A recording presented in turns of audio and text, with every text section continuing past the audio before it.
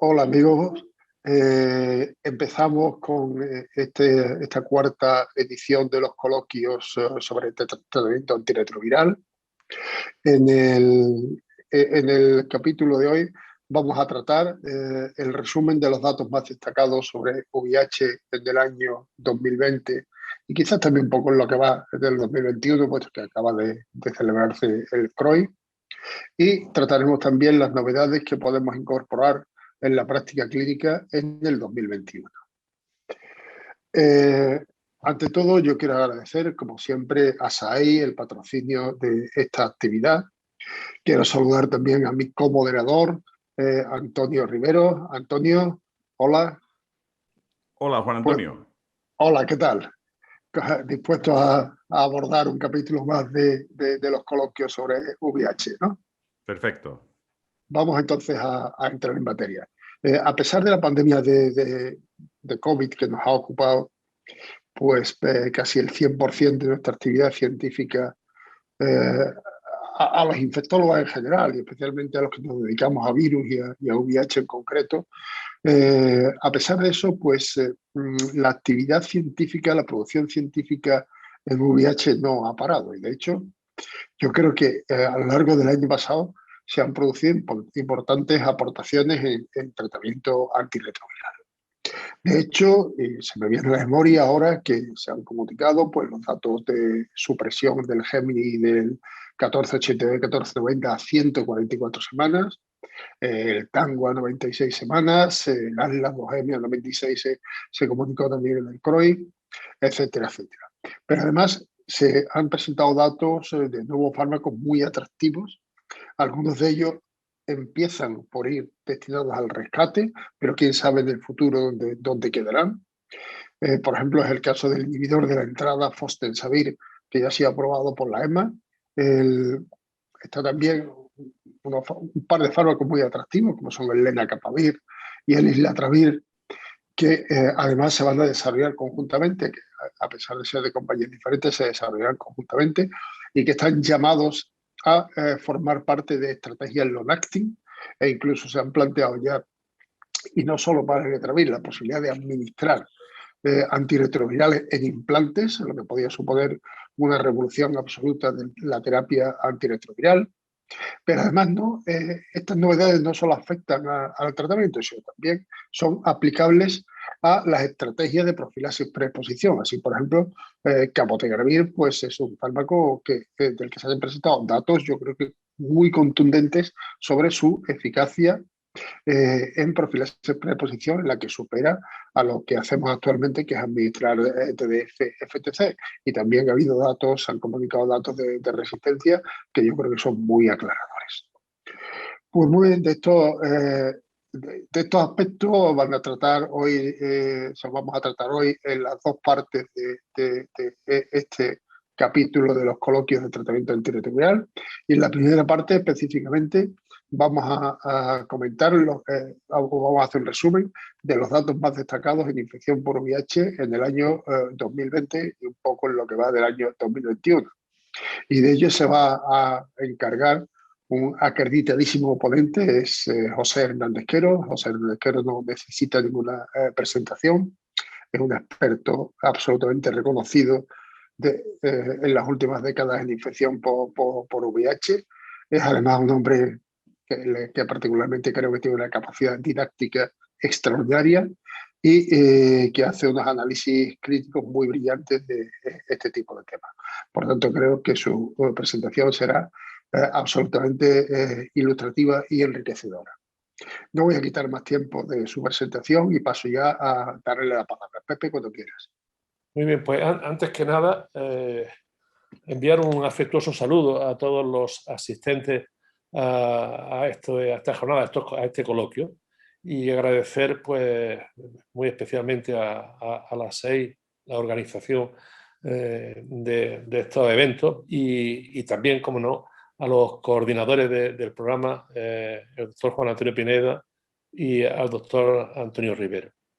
A mí me encargaron hace una semana que efectivamente yo hiciese una revisión de los datos más relevantes en los ensayos clínicos publicados en el año 2020. como ya se ha dicho con anterioridad, este año ha sido un año especialmente importante para el COVID, como no podía ser de otra manera, pero también es verdad que en este tiempo se han publicado algunos ensayos importantes. Yo he revisado lo que se había publicado y bueno, pues me pareció que ensayos en fase 3, lo más interesante que se haya publicado son estos que aparecen por aquí, de los cuales yo voy a hacer una serie de comentarios en mayor o menor extensión, efectuando del último, en el que se compara head-to-head Bictegravir, FTC y TAF con Dolutegravir, Abacavir y 3TC, porque eso ya lo hizo recientemente el doctor Marcial Delgado. Por lo tanto, yo voy a ocuparme fundamentalmente de los estudios que hacen referencia al Fostensavir, al Cabotegravir, Ripivirina en los dos estudios ATLAS y FLEP, a la comparación de FTC-TAF versus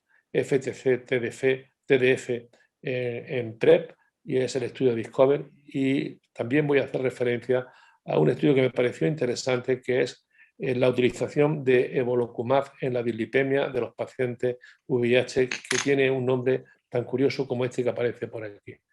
El estudio Viegering. Bien, pues en primer término me voy a ocupar, perdón, a ver si pasa esto.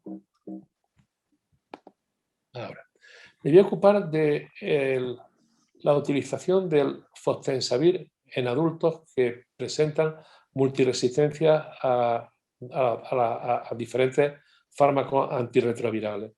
Existe un primer estudio, que fue el estudio de registro, que permitió que el fármaco empezara a utilizarse en Estados Unidos, el ensayo de registro para la agencia reguladora americana, y posteriormente se hizo una prolongación de este estudio que permite conocer los resultados del tratamiento a 96 semanas. Es un estudio complejo y yo voy a intentar simplificar un poco el concepto del estudio. Mire, Fostensavir es un profármaco completamente nuevo que se convierte en Tensavir, y el Tensavir tiene una estructura compleja en la que aparece tristófano y que tiene una gran afinidad por la glicoproteína de envoltura del VIH, especialmente por la GP120, en donde se localiza, como aparece aquí representado en el esquema. Y cuando esto ocurre, impide que la glicoproteína GP120 sufra la conformación espacial que necesita para poder interaccionar con los receptores específicos de la célula a la que va a infectar, de la célula T o del macrófago, de tal manera que es imposible la unión del virus con la célula, y de esta manera se interrumpe el ciclo viral. Fostensavir ha sido concebido como un fármaco útil en el tratamiento de los pacientes con multiresistencia, y para ello se hizo este diseño, el estudio BRIGHT, que está orientado exclusivamente a eso. También, como ha dicho hace un momento el doctor Pineda, no sabemos qué juego puede dar este fármaco en pacientes que tengan una situación mucho mejor desde el punto de vista virológico. Mirad, este es un estudio, como les decía, un estudio complejo en el que se seleccionaron una serie de pacientes que estaban multifracasados. Eran pacientes que tenían más de 400 copias de carga viral. Ya verán que la mayoría de ellos mucho más de 400 copias de carga viral, y además habían sido tratados con múltiples fármacos, de tal manera que no tenían apenas opciones de recambio. Se hicieron dos grupos fundamentalmente al inicio. Uno que era aquellos pacientes que tenían una o dos drogas activas como tratamiento antirretroviral, y otra que sobre el papel, y conocidos los antecedentes y los tratamientos previos del paciente, no tenían ningún fármaco completamente activo. Con aquellos que tenían algún fármaco que podía introducirse en el tratamiento, se hizo entonces una aleatorización. Y a esta corte en el futuro le llamamos la corte aleatorizada. Estos pacientes, insisto, eran pacientes con multiresistencia, pacientes en fracaso virológico, pero que, estudiando sus antecedentes de tratamiento antirretroviral y el estudio de resistencia del que se disponía, había algunas opciones para tratar a estos pacientes. Bien, pues a este grupo, que le llamamos estudio aleatorizado, se hicieron dos brazos, con una selección de 3-1. A un brazo de estos se le dio tratamiento con Fostensavir, y además se le mantuvo el tratamiento con el que habían fracasado. Y al otro brazo se le puso exclusivamente el tratamiento con el que habían fracasado y además se añadió un placebo del fostemsavir. Y este tratamiento que se hizo de forma aleatorizada por cada 3 pacientes con fostemsavir hubo un solo paciente que tuvo placebo. Este tratamiento, como digo, se mantuvo durante 8 días. Como pueden entender, aquí lo que se pretendía era utilizar el fostemsavir en una monoterapia funcional, en tanto que estos pacientes, en teoría, no tenían un tratamiento óptimo porque habían fracasado previamente. Al 8º día se determinó la carga viral y el objetivo primario era ver cuántos pacientes habían reducido su carga viral más de 0,5 o un logaritmo. ¿Qué descenso de carga viral se obtenía con esta monoterapia funcional? En definitiva, lo que se estaba probando era la potencia de este fármaco, la potencia del fármaco utilizado únicamente el fostemsavir, porque los demás, como digo, contribuían escasamente. A partir del día 9, estas 2 cortes se fusionaron y todos fueron tratados con fostemsavir y además se diseñó un tratamiento optimizado a la vista de los datos que se poseían, intentando utilizar 2 fármacos que fueran lo más activos posible al tratamiento. Incluso se permitía algún fármaco que estuviese en investigación. Mientras que el otro grupo que inicialmente se empezó a reclutar, que era el de aquellos pacientes que no tenían sobre el papel ningún tratamiento útil, es decir, los pacientes que estaban en peores condiciones virológicas, estos pacientes fueron tratados con fostemsavir más el mejor tratamiento posible que se pudo componer. Así pues nos quedamos finalmente con dos brazos. Un brazo que estaba constituido por pacientes con fostemsavir y un tratamiento optimizado en principio con cierta utilidad, y el segundo brazo que estaba constituido por fostemsavir y pacientes que tenían un tratamiento no útil, un tratamiento no efectivo. En todos los casos se hicieron determinaciones a las 24, a las 48 semanas y finalmente en ese estudio extendido al que yo he hecho referencia a las 96 semanas. Bien, el objetivo era ver el cambio medio a nivel del VIH en el día 8, que como digo lo que mide es la potencia del fostemsavir utilizado de forma como monoterapia funcional, y después los objetivos secundarios era ver la carga viral en las semanas 24, 48, 96, el cambio de CD4, desarrollo de resistencia y efectos adversos como siempre.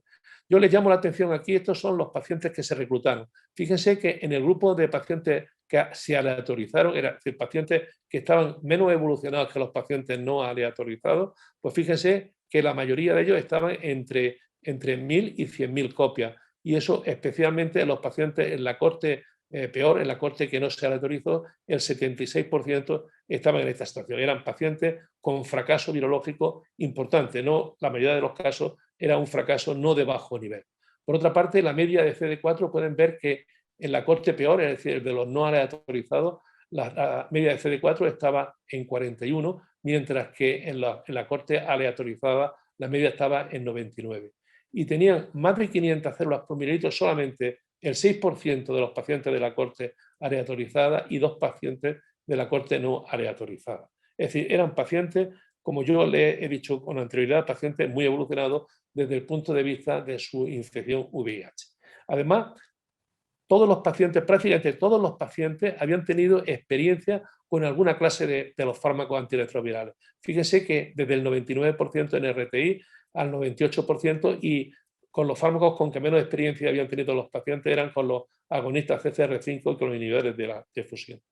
Además, todos los pacientes a los que se le hizo estudio de resistencia o tenían estudio de resistencia, la mayoría, prácticamente todos, tenían alguna resistencia a alguna de las familias de los fármacos antirretrovirales. Y por último, señalar que cuando se compuso un tratamiento optimizado para incluir la corte aleatorizada y la corte no aleatorizada, fíjense que en la corte no aleatorizada, es decir, los que estaban peor, solamente en 81 pacientes no se pudo encontrar ningún agente activo, en el 81%, y en el 19% se encontró un solo agente activo. Quiere decir que en esta corte prácticamente estaba funcionando con biterapia en el 20% de los casos, pero en la mayoría de las circunstancias estaba funcionando fostemsavir como monoterapia. En este caso, en este otro, solamente en el 6% el fostemsavir estaba en monoterapia, mientras que estaba en biterapia en el 52% y en terapia completa en el 42% de los casos. Así que la terapia optimizada, hay que decir que en este caso era una terapia optimizada muy poco eficaz.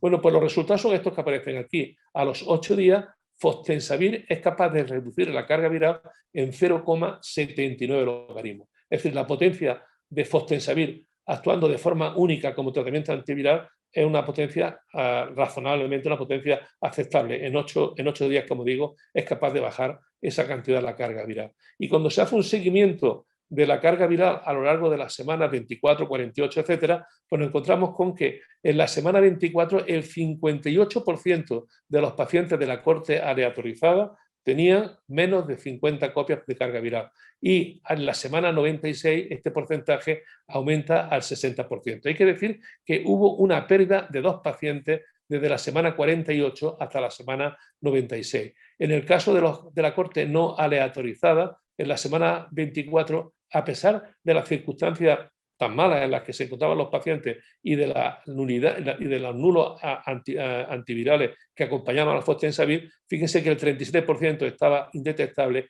y a las 96 semanas permanecía también el 37%. En esta corte se perdieron 6 pacientes a lo largo del tiempo. Y en lo que se refiere a la cifra de CD4, fíjense que pasamos desde una cifra basal, fue aumentando la cifra de CD4 en las 2 cortes, pero especialmente en la corte aleatorizada, es decir, la que iba acompañada de algún fármaco antirretroviral eficaz, y a las 96 semanas los CD4 se incrementan en 205 células, mientras que en la corte no aleatorizada se incrementan 119. Y el cociente CD4-CD8 aumenta de forma significativa en la corte mejor y apenas se modifica en la corte que se encontraba en peores condiciones. Y esto es importante como predictor de los pacientes que van a hacer infecciones relacionadas con el SIDA. ¿Y qué ha pasado con los pacientes que fracasan? Bueno, en el curso del tratamiento hay 112 pacientes que presentan fracaso virológico. Y de estos pacientes que tienen fracaso virológico, en 94 se puede hacer secuenciación. Y de estos 94, los que se hace secuenciación, en 57, el 61% se encuentran mutaciones en la posición 375 de la GP, que es la mutación más importante, y aparecen todos estos polimorfismos que confieren resistencia al fármaco. La siguiente mutación importante es la que ocurre en la posición 426, que selecciona estos polimorfismos, y le sigue la que sucede en la 434 y en la 475. Por lo tanto, hay que decir que el tratamiento, los fracasos virológicos, seleccionan mutaciones de fostemsavir que tiene una barrera genética, pues posiblemente una barrera genética baja, aunque como hemos visto, la utilización que se hace aquí es una utilización en unas condiciones muy malas. Bien, ¿cuáles son los efectos adversos fundamentales? Pues los efectos adversos fundamentales son digestivos, como casi siempre ocurre, y el número de efectos adversos que aparece es un número de efectos adversos importante, especialmente en la corte no aleatorizada, porque muchos de estos pacientes, como verán ahora, incluso tenían SIDA y tenían muchas complicaciones en el curso de su infección VIH y estaban sometidos a múltiples tratamientos que se sumaban a los efectos adversos del fostemsavir. Por lo tanto, en estos pacientes, en este grupo que tenía un deterioro tan importante, hay muchos más efectos adversos. Fíjense que los efectos adversos más importantes son los digestivos, diarrea y náuseas son los que aparecen con más importancia, pero los efectos adversos serios aparecen también más frecuentemente en el grupo no aleatorizado. En este grupo hay 11 pacientes que fallecen, un 4% de la corte randomizada, mientras que la muerte ocurre en el 14% de la corte no randomizada, de la corte que no tenía opciones de tratamiento antirretroviral, exceptuando el fostemsavir. Pero aparecen también eventos diagnósticos de SIDA en el 9% en un caso y en el 14% en otro, mientras que el fallecimiento relacionado con la droga aparece en un porcentaje similar en ambas cortes. Por lo tanto, hay que decir que los efectos adversos son soportables, son razonables, pero que en este caso aparecen muchos por las situaciones especiales de los pacientes. Bien, entonces yo creo que se podría concluir que fostemsavir es un fármaco en este momento que tiene utilidad para el tratamiento de los fracasos de los pacientes multitratados y que es posible que en el futuro pueda ser útil para tratar a pacientes en fase más precoce de la evolución de la infección VIH. El segundo grupo de ensayos a los que me voy a dedicar son al tratamiento con fármacos long-acting. En el momento actual, bueno, yo creo que esto va a ser el futuro inmediato, seguramente, del tratamiento de la infección VIH, y yo voy a hacer referencia aquí especialmente a este ensayo, que es el estudio FLAIR. El estudio FLAIR consiste en el tratamiento de pacientes naïf que tienen estas características, son mayores de 18 años, con carga viral por encima de 1000, son HBsAg negativos porque muchos de los pacientes no van a ser tratados a lo largo del tiempo ni con FTC ni con 3TC, entonces es preciso descartar que tengan infección por el virus de la hepatitis B, que no tengan RAM para NNRTI, y únicamente se permite para los no análogos la 103N. Bien, pues estos pacientes son sometidos todos a un tratamiento de inducción con dolutegravir, abacavir 3TC, y al cabo de las 4 semanas los pacientes son aleatorizados con una aleatorización de 1 a 1. En un grupo seguirá con tratamiento oral con el mismo esquema de tratamiento, mientras que un brazo iniciará tratamiento con cabotegravir oral y rilpivirina oral durante 4 semanas, transcurridas las cuales los pacientes se pasarán al tratamiento con cabotegravir y con rilpivirina inyectable una vez al mes. Y así hasta la semana 96, en la que hay un estudio de extensión, y todos los pacientes que estaban en este brazo de tratamiento por vía oral pasan finalmente a tratamiento por vía inyectable. Los pacientes que no tenían, tenían un HLA 5701 positivo, pues se les permitía otro análogo de los nucleósidos. Y quiero mostrarles aquí que la utilización de las dosis que se emplearon de cabotegravir y de rilpivirina, pues mantiene niveles a lo largo de todas las semanas, niveles que están muy por encima de la IC90 del virus, tanto para cabotegravir como para rilpivirina.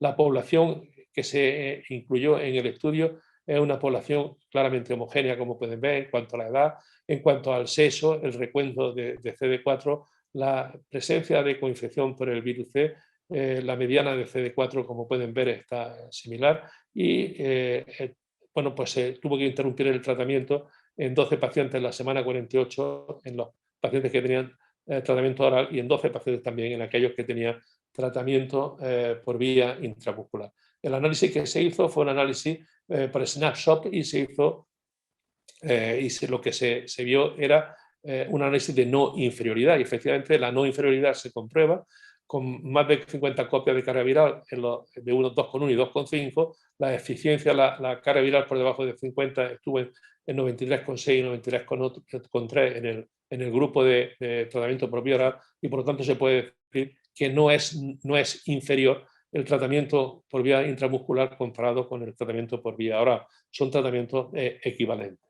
El otro aspecto importante es que los pacientes que tienen un fracaso virológico confirmado pues presentan mutaciones de resistencia, especialmente a NRTI, y las mutaciones que aparecen para los inhibidores de la integrasa, la L41 especialmente, no hipoteca para nada la sensibilidad a dolutegravir. Hipoteca produce, aumenta la sensibilidad, disminuye la sensibilidad fundamentalmente para rilpivirina, en algunos casos las mutaciones que se seleccionan. Y respecto a los efectos adversos, que se han visto son efectos adversos absolutamente soportables y prácticamente equiparables en un brazo y en otro, excepto aquellos que son derivados de la inyección, que son efectos secundarios localizados en el lugar de la inyección. Y aparecen estos que aquí se localizan en un porcentaje muy alto al principio del tratamiento, y ese porcentaje tan alto al principio del tratamiento pues va disminuyendo en las semanas sucesivas. De tal manera que puede verse como en los cuestionarios de satisfacción pues la opción de cabotegravir más rilpivirina supera con mucho el cuestionario de satisfacción de los pacientes que están tratados con dolutegravir, abacavir y 3TC. Y por otra parte, pues se pone de manifiesto que la preferencia del participante en la semana 48 se decanta claramente por el long acting, se decanta claramente por aquellos pacientes que estaban con tratamiento intramuscular, mientras que los que tienen tratamiento oral solamente manifiestan su preferencia en 1%. Existe una aceptación global del tratamiento mediante el cuestionario ACEP que va aumentando progresivamente a lo largo de la semana, y la media ajustada al cambio, pues también aparece una mejoría clara en los pacientes que están tratados con tratamiento por vía intramuscular. Y yo le llamo la atención de esta gráfica porque se ve claramente cómo la aceptabilidad en el sitio de la inyección, es decir, el dolor y el disconfort que produce la inyección, es algo que va mejorando a lo largo de la semana. Fíjense que aquí en verde, en las distintas gamas de verde, aparece la situación cuando es aceptable o muy aceptable. Y aquí desde el morado a los colores más rojos, pues aparece cuando es poco aceptable o no aceptable. Y fíjense cómo va aumentando en las semanas sucesivas, va aumentando los colores verdes o los colores de esta tonalidad significativo de que la inyección va siendo cada vez más aceptable. Y con relación al sitio de la reacción, al sitio de la infección, pues también va disminuyendo, como antes le adelantaba, a lo largo de la semana. Y en la semana 48 solamente el 20% de los pacientes presentan dolor en el sitio de la inyección. Bien, este era el estudio con long-acting en los pacientes pacientes naive, pero en los pacientes que estaban suprimidos previamente tratados, pues también se ha hecho un estudio de suite, que es el estudio ATLAS. Y el estudio ATLAS consiste, como ven ustedes, en pacientes que estaban bien controlados, con carga viral indetectable en los 6 o 12 meses previos, que podían estar tratados con cualquier régimen de los que habitualmente utilizamos, que fueron aleatorizados uno a uno, unos para continuar con el tratamiento con el que estaban bien controlados y otro brazo, pues inicialmente se pasó a tratamiento por vía oral con cabotegravir y rilpivirina, y finalmente estos pacientes fueron sometidos a la administración de cabotegravir y rilpivirina por vía intramuscular una vez al mes, como en el ensayo anterior. Y se analizaron entonces pues, la carga viral, o sea, la evolución de los pacientes al cabo de las 48 semanas y también al cabo de las 96. Hay que decir que la población que se incluyó era una población muy homogénea, 308 individuos en cada uno de los brazos, de long acting y de terapia oral, la edad, la raza, la cifra de CD4 y la clase de tratamiento antirretroviral que habían tenido los pacientes eran superponibles, no había grandes diferencias. Y también en el estudio de no inferioridad se demostró que, por tanto, por población, por pacientes sometidos a tratamiento como aquellos que se subieron tratamiento por protocolo, pues no hubo diferencia. Demostró, de nuevo, no ser inferior al tratamiento por vía oral. A su vez, se analizaron también las diferentes mutaciones en los fracasos virológicos que se seleccionaron y ocurre como en el caso anterior. Para inhibidores de la integrasa solamente se selecciona la N155.8 y que no tiene ninguna repercusión en lo que se refiere a la resistencia a dolutegravir. Para cabotegravir aumenta la IC50 aproximadamente en 2,7 veces. Se generan algunas resistencias para los no análogos no nucleósidos, en los que se produce entonces pues, aumento de la IC50 para los no análogos de los nucleósidos, especialmente la rilpivirina se ve comprometida en todas las circunstancias. Bien, en cuanto a los efectos adversos, pues se recoge también lo mismo que en el primer ensayo. Los efectos adversos más importantes son los que están relacionados con el sitio de la inyección, de tal forma que el 83% presentaron reacciones en el lugar de la inyección, pero que en la mayoría de los casos, tanto como el 99%, como aparece por aquí, fueron moderadas. No hubo ninguna reacción de grado 4 o 5 y en el 88% de los casos desapareció la reacción local, desapareció al cabo de los 7 días en todos los casos y con una mediana de 3 días. Por lo tanto, puede concluirse que el tratamiento mensual no fue inferior al tratamiento oral habitual, que las reacciones en el lugar de inyección fueron frecuentes pero de carácter leve y que la satisfacción de los pacientes fue mayor que con el régimen parenteral. Y esto pues, puede ofrecer una alternativa nueva a los pacientes que viven con la infección VIH. Bien, ya para ir finalizando, voy a hacer muy brevemente una serie de disquisiciones acerca de lo que aporta este ensayo. Ha sido ciertamente controvertido la utilización en el PrEP de TAF en lugar de tenofovir difumarato. Y en este ensayo, en el Discover, pues lo que se hace es comprar head-to-head en pacientes que están sometidos a PrEP, TAF con entricitabina por una parte y tenofovir difumarato con entricitabina por otro. Bueno, pues estos son los pacientes que se seleccionaron. Al final se incluye un gran número de pacientes, 2.693 por una parte y 2.694 pacientes por otro, que se incluyen en uno y otro brazo. Y como ven, los pacientes de uno y otro brazo pues son prácticamente iguales. No existe ninguna diferencia de las características étnicas, etarias, etcétera, y tampoco en su historia de infecciones de transmisión sexual. Esto es especialmente importante cuando hablamos de la PrEP, porque el talón de Aquiles de la PrEP es posiblemente el aumento de incidencia de otras infecciones de transmisión sexual. En este caso tampoco había ninguna diferencia y se hizo un análisis de no inferioridad. Y se hizo un análisis de no inferioridad, pues viendo si había un aumento de la incidencia de infección VIH en un brazo o en otro. En este brazo, en el brazo de TAF, hubo 7 infecciones y en el brazo de TDF hubo 15 infecciones por año. Esto fue no significativo y por lo tanto se puede decir que el test de no inferioridad fue pasado por el TAF. Y por otra parte, se analizaron además la ventaja que aportaba el TAF en lo que se refiere al metabolismo óseo y puede observarse cómo los pacientes que tenían TAF no presentaron disminución de la masa ósea a nivel de la cadera, tampoco en la espina presentaba incluso un ligero aumento y se observa también como a nivel del riñón el cociente de beta-2 microglobulina creatinina pues no se eleva como ocurre con los pacientes en el grupo del TAF, permanece por debajo de la línea basal y lo mismo ocurre aquí con el cociente creatinina basal.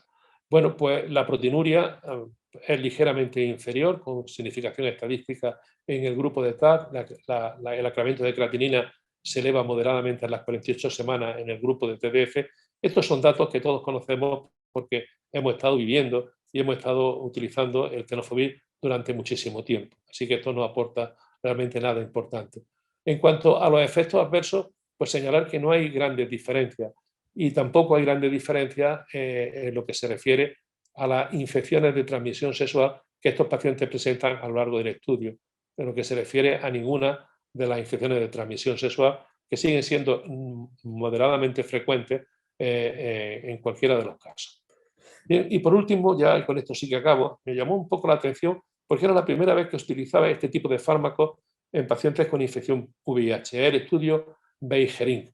Este estudio Beigerin consiste en la administración de este fármaco que es el evolocumab, administrado a pacientes que presentan una dislipemia, presentan una hiperlipemia, fundamentalmente una hipercolesterolemia heterocigótica que no ha sido capaz de controlarse pues, con dosis máximas de estatina, o bien aquellos pacientes a los que no se le ha podido administrar estatina porque tienen alguna intolerancia a las estatinas.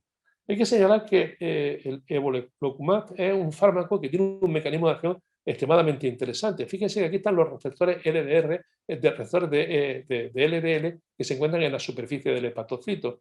Pues bien, estos receptores de LDL, cuando en ellos llega esta sustancia, esta proteína que es la PCSK9, se fija al receptor y cuando este receptor capta el colesterol, se introduce, se endocita dentro del citoplasma y es digerido por el liposoma y se digiere tanto el receptor como el colesterol. De tal manera que este receptor, que es muy útil para ir aclarando colesterol desde la periferia, pues se ha perdido. Sin embargo, cuando se bloquea esta sustancia, cuando se bloquea esta proteína, la PCSK9, cuando se bloquea, pues resulta que el colesterol se suelta aquí, pero no se digiere el receptor y el receptor vuelve otra vez a salir a la membrana celular para volver a captar más colesterol. Por lo tanto, mejoramos el mecanismo de aclaramiento del colesterol porque evitamos la pérdida de los receptores de colesterol. Eso es lo que hace este tipo de fármacos, lo que hacen entonces es bloquear al PCSK9 para evitar que se pierdan los receptores. Bueno, pues se ha diseñado un trabajo en el que, como les digo, se incluyeron pacientes con hipercolesterolemia mixta que estaban tomando la dosis máxima tolerada de estatina o bien aquellos que no podían tomar estatinas por alguna razón. Bueno, fueron aleatorizados. Uno de los pacientes tomaron placebo, se inyectaron placebo. Esta es una medicación que se administra una vez al mes por vía subcutánea y siempre por vía naturalmente parenteral. El ensayo tiene una duración de 24 semanas. En este brazo se administra evolocumab y en este brazo, como les digo, placebo. Y se hace el análisis al cabo de las 24 semanas. En total recibieron el fármaco, ya sea evolocumab o sea el placebo, un total de 464 pacientes. Y como pueden ver ustedes, la respuesta es espectacular. Los pacientes que han seguido tratamiento con el placebo, con el evolocumab, tienen un 72,5% de los pacientes tienen una reducción del LDL colesterol superior al 50%. Pero es que además, fíjense que el L-colesterol está por debajo de 70 miligramos en la semana 24 en el 73,3% de los pacientes. Es decir, que es un tratamiento enormemente eficaz. Y aquí pueden ver lo mismo que es lo que ocurre con las altas fracciones. El colesterol ligado a LDL, como ocurre con la ApoB, HDL colesterol, en todas las fracciones lipídicas existe una respuesta espectacular al tratamiento con evolocumab. Por lo tanto, yo creo que hay que decir que es un tratamiento muy útil que debe seleccionarse en aquellos pacientes en los que con tratamiento a base fundamentalmente de estatina no somos capaces de controlar su hipercolesterolemia y mantenemos factores de riesgo cardiovascular elevados. Pues muy bien, yo con eso he acabado. Muchas gracias por vuestra atención. Muchísimas gracias, Pepe. Excelente presentación, como era perfectamente esperable. Y a mí me gustaría empezar comentando de los datos que nos ha presentado, algo sobre fostemsavir, ¿verdad? Uno cuando ve lo que se consigue con fostemsavir en las peores condiciones posibles, porque realmente las condiciones, especialmente las de la cohorte no randomizada, eran francamente malas, y cuando uno ve que se consigue pues, un 40% prácticamente de respuesta virológica a 48 semanas, inmediatamente piensa, tú lo has dicho, este fármaco está llamado a funcionar en estadios más precoces, ¿no? Sin embargo, a mí hay una duda que es la que quería plantearte a este respecto. Es si en la tasa de discontinuación que tiene este fármaco para efectos adversos, que era del 13% en la cohorte no randomizada, y asumamos que ahí es una población poco representativa porque son gente muy machacada, por decirlo así. Pero en el grupo en la población randomizada era del 5%. Una tasa de discontinuación de efectos adversos que llevan, o de efectos adversos que llevan a discontinuación del 5%, parece alta, ¿no? Hoy para lo que estamos acostumbrados a ver con los inhibidores de la integrasa y los nucleósidos y demás.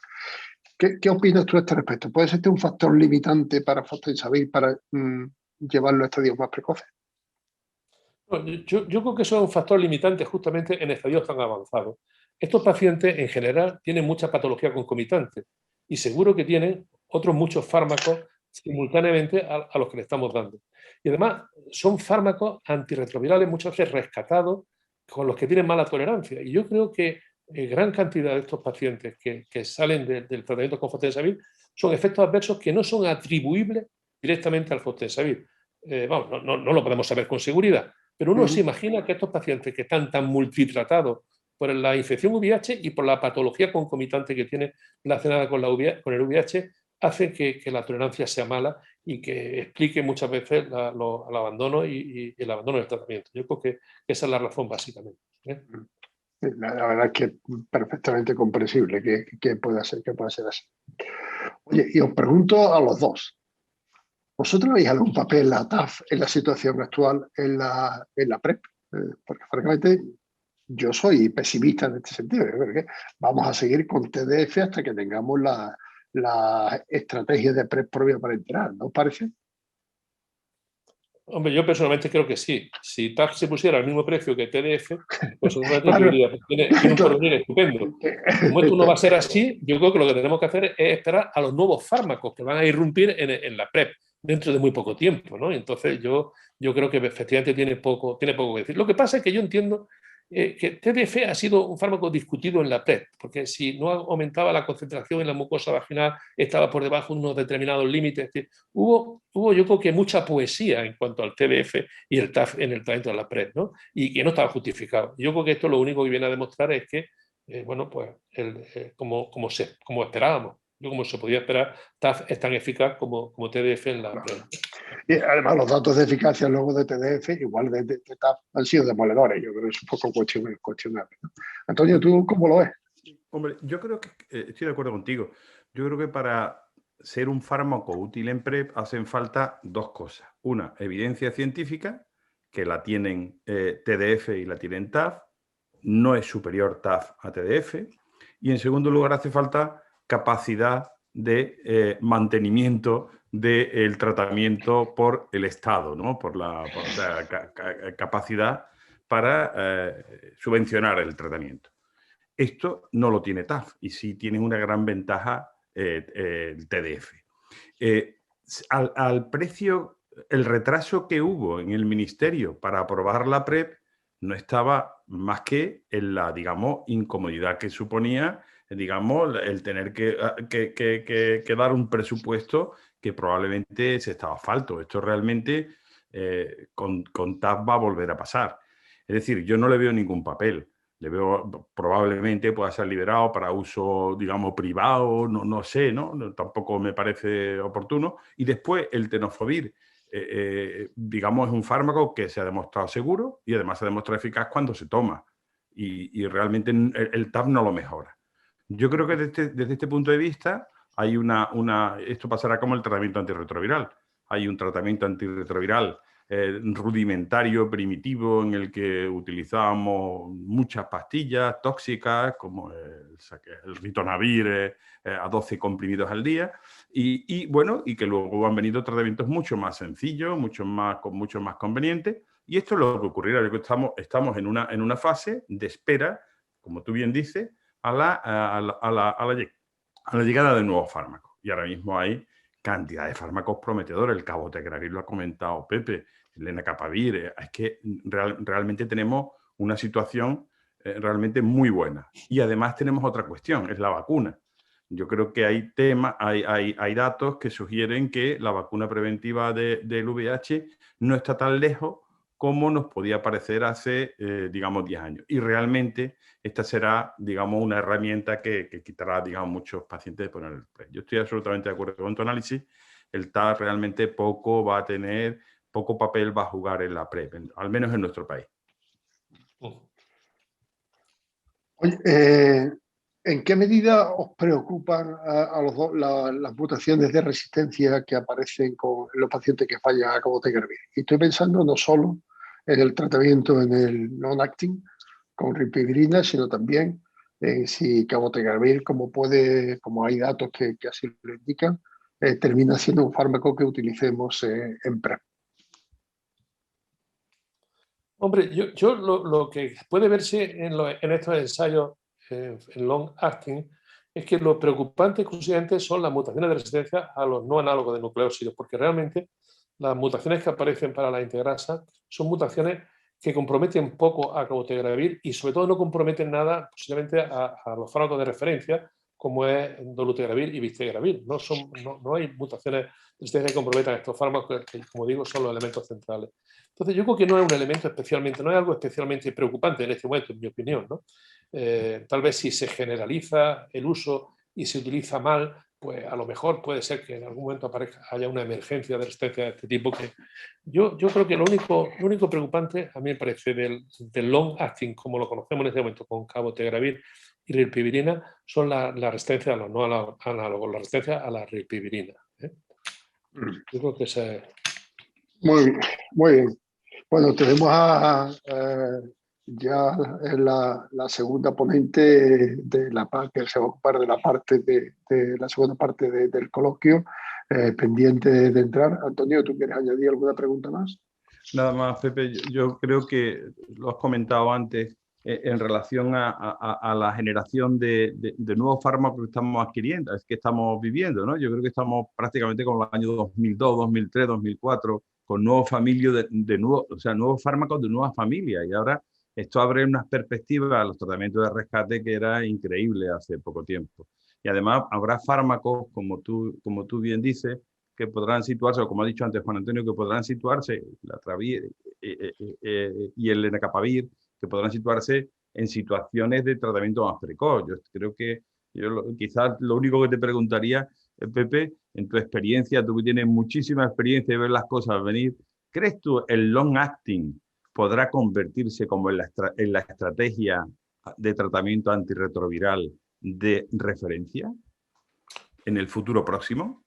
Hombre, yo no me atrevería a decir eso. Lo que sí te puedo decir es que la experiencia que yo tengo con el long acting, básicamente de nuestra participación en el ensayo y de los pacientes que tenemos en este momento de tratamiento, en general, hay que decir que los pacientes están absolutamente satisfechos. Es decir, y desde luego, si tú a estos pacientes que llevan ya, algunos llevan ya 3 años de tratamiento con cabotegravir y ribavirin, les dices que tienen que pasar otra vez a las pastillas, seguramente, bueno, salvo en circunstancias extremas, no lo haría. Por el contrario, hay otros, muy pocos. Yo recuerdo, ahora mismo tengo en mente uno, que cuando va a ponerse mensualmente la inyección es como si fuese al matadero, ¿no? Porque le produce unos dolores intensísimos y tal. Yo creo que en general la percepción por parte del paciente es muy buena. En determinados grupos poblacionales los libera de tener que estar con las pastillas, viajando con las pastillas o viendo en su caso con las pastillas. Yo creo que hay un grupo que se beneficiará enormemente del long acting. Ahora, ¿será el referente del tratamiento? Pues seguramente no. Hay pacientes más mayores, pacientes que están muy adaptados al tratamiento antirretroviral por vía oral y tal. Y yo creo que esos difícilmente van a querer ponerse, bueno, una vez al mes no, pero una vez cada 2 meses una inyección, tener que ir al hospital, ir a pincharse y tal. Yo creo que eso estaría más reacio, pero que hay un porcentaje importante de pacientes con seguridad que sí, que cuando se lo ofrezcamos los pacientes lo van a coger seguro. Muchas gracias, Pepe. Muy bien, bueno, pues muchísimas gracias a vosotros, de nuevo, Pepe. Excelente presentación y aclaratorios comentarios sobre los temas que se han suscitado. Cortamos aquí, finalizamos aquí esta primera parte del coloquio. Muchas gracias a todos. Muy bien, muchas gracias a vosotros. Un abrazo. Hasta luego. Igualmente, adiós.